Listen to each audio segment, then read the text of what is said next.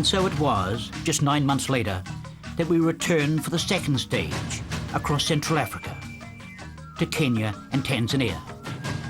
Just 4 of us on the leg through to Uganda, Lloyd Powell and his 2 teenagers, Ray and Byron, joining me. With my wife, Judy, son, Hamish, and fiancée, Rachel, and Julie Powell, to meet us in Kampala on Christmas Eve. Our route was directly eastwards, from the Ivory Coast through Ghana, Togo, Benin, Nigeria, Cameroon, and the Central African Republic, to find a way into Zaire.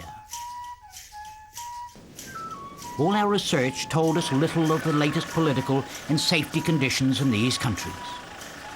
And so as we set off, it really was going to be an experience into the unknown, but with some pleasant interludes at the start, including from some people who welcomed us back from the last time we were here.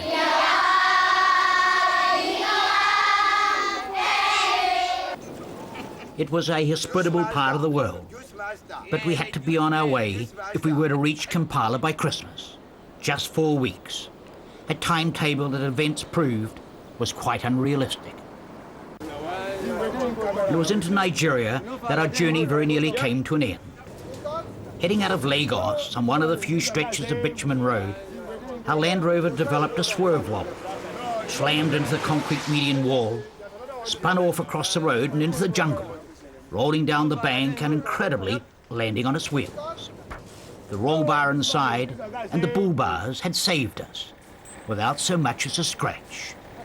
Somebody was clearly looking over us.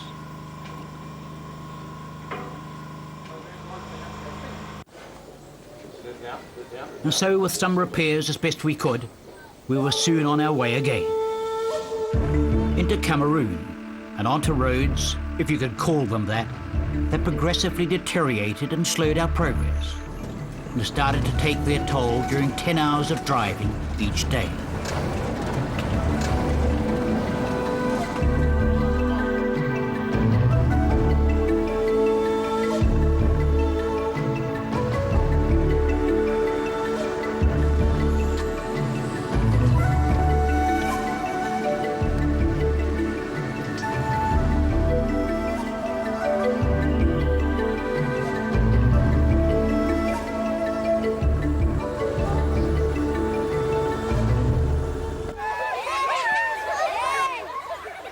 But there were many pleasant interludes, being deluged by school children, driving through the cool and scenic highlands of Cameroon.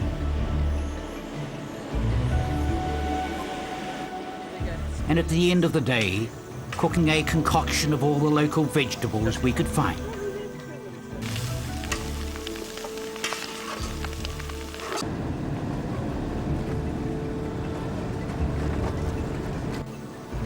And then sharing time with those children who obviously didn't get to school.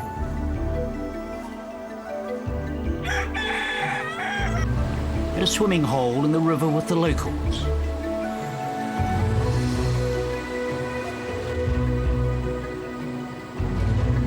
And then catching up with our washing at every opportunity we had.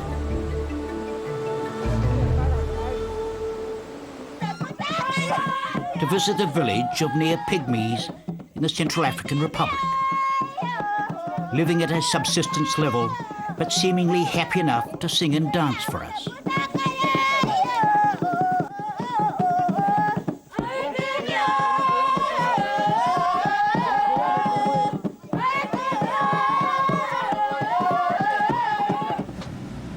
Into Bangui now, capital of the Central African Republic, finding that we couldn't get into Zaire from here, and having to go further east to Bungasu.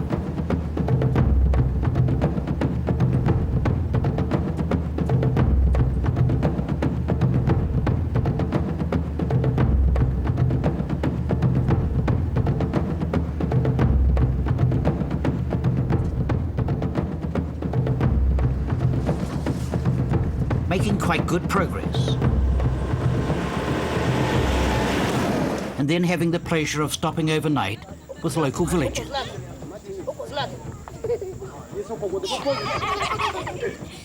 Encountering a well-presented family with their precious Bible, and a small memento from us.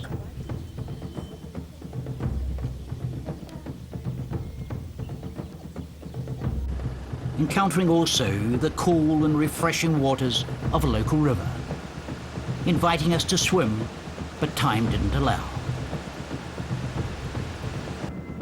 We were continuing to make quite good progress, with a critical opportunity to refuel, the next not until Kisangani in the depths of Zaire. Our route was to take us from Bangassou and down through the rainforest to Kisangani. And so we came to the river border of Zaire. Formerly the Belgian Congo, Zaire is said to be an explorer's dream, with everything that adds up to genuine adventure. Well, that was certainly our experience. But one should also add that the country is wholly structured on bribery and corruption.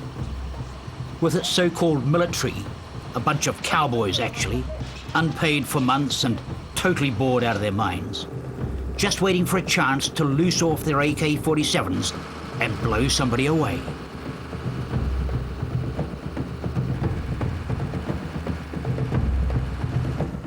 And that was exactly what we experienced as we headed into Zaire. Initially the tracks were quite good and we made good progress. But this was short-lived and our progress slowed.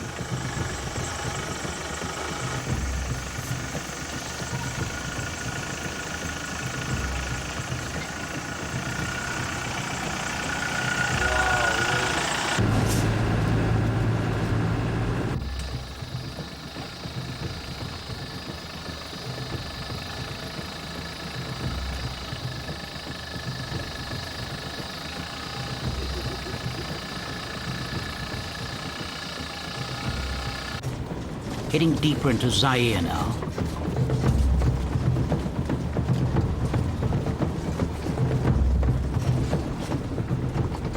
Considering Zaire has never had, nor is ever likely to have, electricity in this part of the world, the sight of an electric light pole really boggled our minds.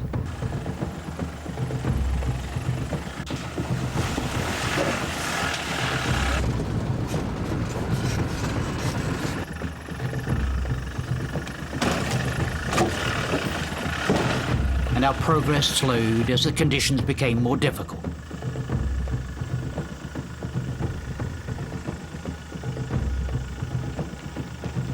Another river to cross.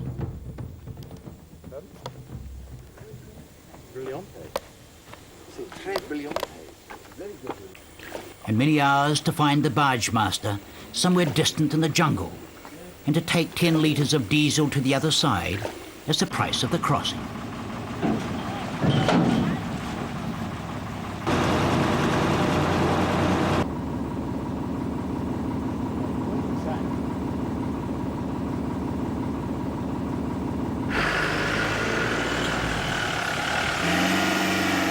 The track was starting to deteriorate now, and our progress more difficult. Kampala by Christmas was not looking good.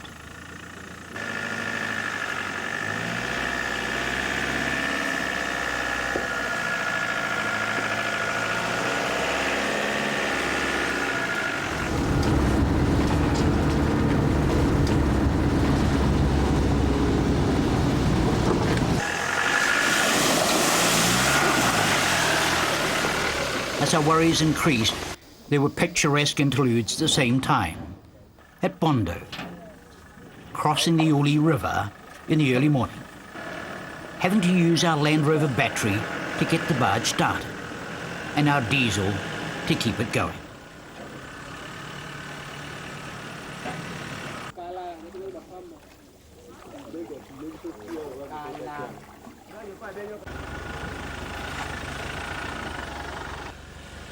Heading deeper into the rainforest now.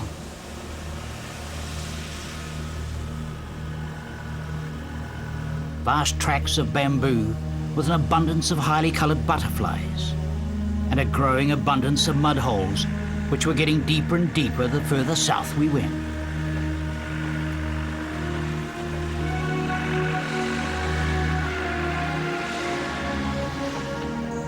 The seasonal rains had apparently started earlier than usual, and this had slowed our progress dramatically. Literally crawling now, with still much worse to come.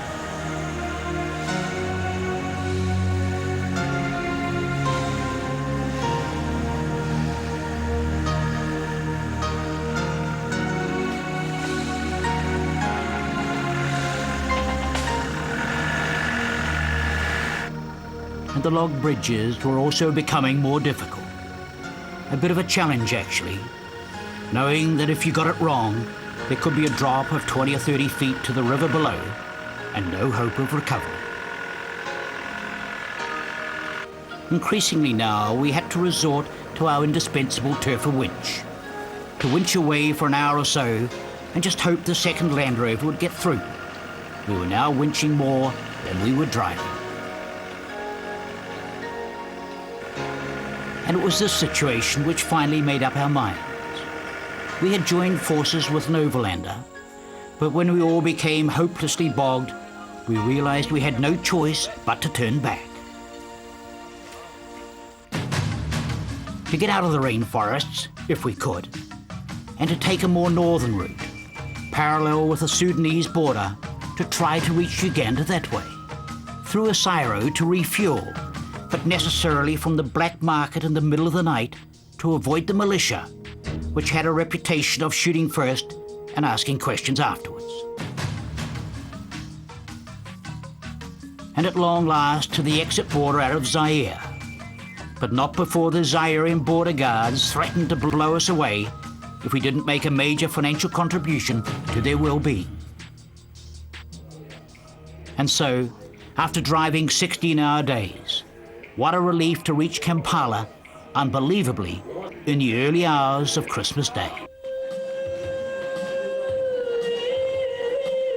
To join with the rest of our New Zealand team in combining not only the celebration of Christmas, but also our safe arrival from across Central Africa, which could have cost us our lives.